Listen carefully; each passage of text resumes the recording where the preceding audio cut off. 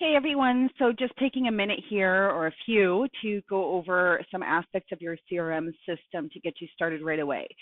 So the first thing I want to point out in here is this little question mark here at the top. This is our video and help section. So this is something that we are almost completed. There's a handful of videos left to go in here.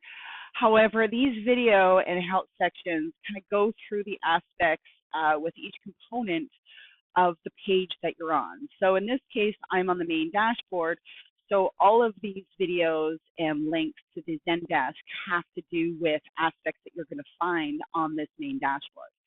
Now, as mentioned, this is going to change. So if I head over and I go to the email section of the website, for example, it's going to update with videos that are relevant to this section. So basically understanding the email settings or how to create an email header or template and so on. So do take advantage of that. So if you're in a section of the website and you're struggling with how to go about doing something, just take a quick peek over here because it'll also point out capabilities that you may not have even known existed within the system. So I do encourage everyone to always go through the different areas of your of the CRM system to kind of see what features are built in. Back on the home screen, the first video that pops up is, I believe it's about 10 minutes long, but it's going to give you an overview of the CRM section system and what each section contains and what that's about. So that's the first part, is familiarizing yourself with all the components and the tools that are available to you. Another feature you have down here is this specific question mark. This question mark down at the bottom here, this is connected right to the Zendesk. So when you're typing through keywords, it's looking through our Zendesk for articles that match that keyword. So for anyone that is on lead generation, what you can do is type in lead gen webinar, for example. And this one right here, this lead gen webinar, just the basics, is going to go through a webinar that goes from the point of the lead capture through the processes of what happens and what you should be doing and how to go about doing that. If you are not on the lead gen, so the automated system, and you're just on the basic system with a branded website, maybe you're still generating leads or you have a lot of leads in there, just type in the keyword webinar and you're going to have the Learn the Basics non-automated pop up in your results. But as you can see, when you type in webinar, there's a variety of different webinars that you can watch on demand to help you to move through. So that's one thing that I wanted to point out to you. The next thing that I want to point out to you is that the system is very intelligent with tracking all the information that you're giving it. So it is important to be logging all that information and logging that information correctly within the system. So the one or two things that I notice a lot is the lack of logging of phone calls. Okay, so a lot of you are making calls, I do get that, but we're just not logging those calls. And so the system considers that as that you didn't even try to contact that lead, but you do know for a fact that you did. So part of logging your calls allows you to determine when you last tried to contact someone or did make contact with someone, so you know when you should be contacting them again. So if you're constantly updating your call logs, even when you're not connecting with your lead, you're going to pull up lists of leads that you should be calling, making it a little bit more effortless, and your time in the system actually very minimal when you're doing that. So in your lead itself, when you open up your lead just by clicking on them, you have two ways that you can log your calls. So the first way would obviously be through Twilio, dialing your lead this way. I always hands down recommend Twilio because a lot of us are busy. So if we're getting calls to our cell phones and we're not at our desk, the chances of us going back and logging that call is slim to none. Sometimes if we're busy and we're even at our desk making those calls, we still forget to log them. And not to mention, if you're calling a list of leads, it takes you that much longer to make the calls from your cell phone versus actually using the dialer. So when using the dialer, you can essentially hammer off 2 to 3 calls a minute. If you're using your cell phone, you may be lucky to get 1 call in a minute after you go to your cell phone, copy the number, confirm the number, call the number, log your call, go to the next lead, so on and so forth. Here you have the option right in the system to go about making that call and still logging your call result and going from there. So really you would log your call, go from here. You have this nice lead navigation. You click on the next lead. You follow through your steps that way. Now, every call you make is going into this lead stat section. So this lead stat is continuously updating based on when your lead registered initially, but also your points of contact. So when it's talking about last contact, this is considering all incoming and outgoing communications with respect to the phone and the SMS features. And then the emails are accounting for the outgoing emails only, unfortunately. But most of the time when you're following up with a lead, especially if you're on lead gen, you are continuously sending people listings anyway every single day. So filtering by email in the first place can be hard to do. Another feature you have, of course, is their activity, is being able to filter your leads based on their activity. So going back to the phone call here, so again, being able to use Twilio to log those calls, you also have this notes and call section.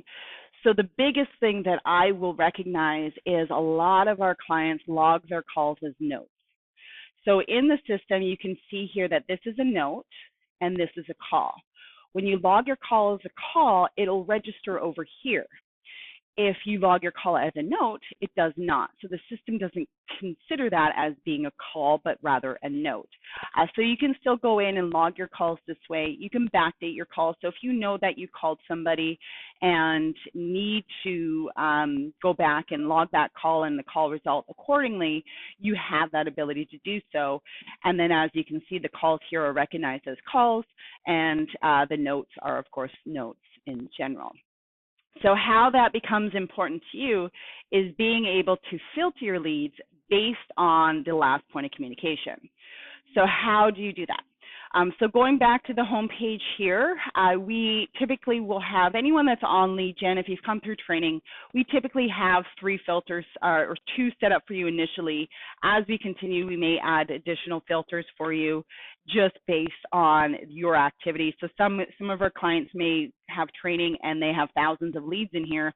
So we kind of create more than the obvious 2. We may need to create additional filters to help them sort through their database. So let's go through a few of these filters. I can definitely, if any of you need help creating filters because you have a database in here and you're just not sure where to start, just let me know. I'd be more than happy to jump in and create some filters for you and or jump on a call to kind of go over the leads that you have in there and the best way to set up your filters. So the first filter we create, I call it the number 1 new lead, 0 calls logged. Typically, when somebody is coming on for training, they are a new client and they are all new leads. So when we go into the number 1 new lead call logged, 0 calls logged, we have 3 filters that we're using to create a specific audience. So the first filter we're using is the number of calls filter. For this list, because they're new leads, we only want leads that are popping up here that we have not called yet. So they have 0 calls logged on them. So the number of calls equals 0. Because it is a phone call list, we want to make sure that we're only pulling up numbers that we can potentially call. So meaning that we want the phone to either be unknown or valid. We don't want anyone with a number as marked as invalid or a do not call number. And then because these are new leads, these are considered ones that we have not yet made connection with. So we don't want anything past the tried to contact. So meaning that these are not leads that you've made contact or moved further with through the pipeline. So when we apply this filter, these leads here on a daily basis, this should be empty. You want this at 0. You don't want any of your leads going uncalled nonetheless. Now, if you have additional leads in here, so maybe you have several leads in here, like hundreds or thousands of leads, it happens if you haven't been logging your calls from the get-go, what you can do is you can add an additional filter. You can sort them based on last activity then. So maybe of all these 28 people, all you want people that have been active within the last 30 days. that's going to drop my number down to 2. So 2 of these leads in here essentially have been active in the last 30 days, decreasing the amount of people. These are my focus. These are the ones that have been recently active.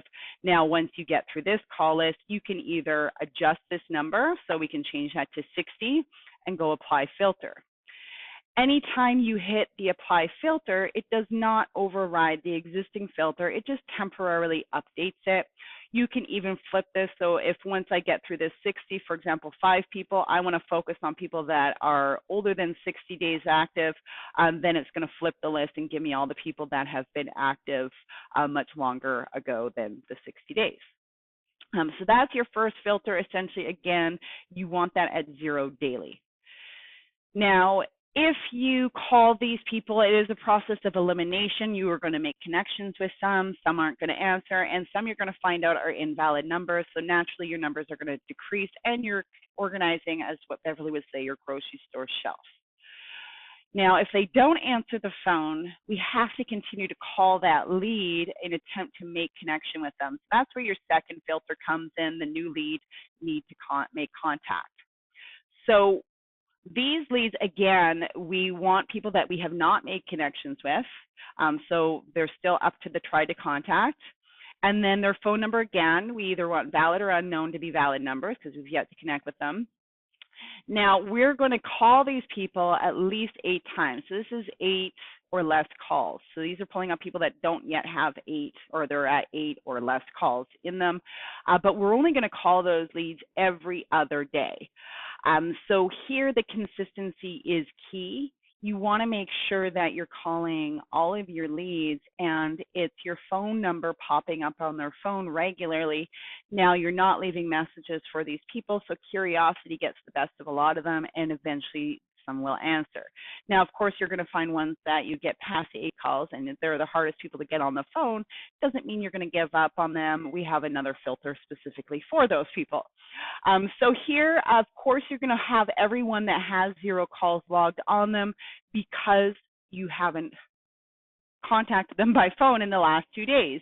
So naturally, as you remove leads from this list, the ones with zeros are going to drop off of this list too.